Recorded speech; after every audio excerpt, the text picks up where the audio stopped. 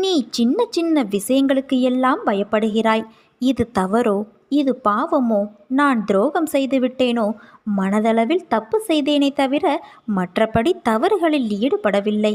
இதனால் என்னை தண்டித்து விடுவாயோ என்றெல்லாம் புலம்புகிறாய். உனது புலம்பலை நான் கேட்டேன். உன்னை எனது வலது கண்ணாக வைத்து பாதுகாக்கின்றேன் என்பதை நீ உணர்ந்து கொள்.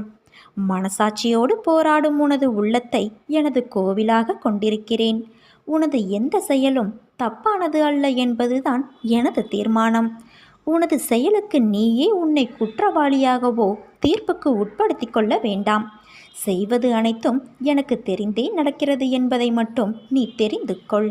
நீ படும் துயரமும் அனுபவிக்கின்ற மன இறுக்கமும் அழுகின்ற அழுகையும் என்னை பாடாய்படுத்துகிறது கண்மணி.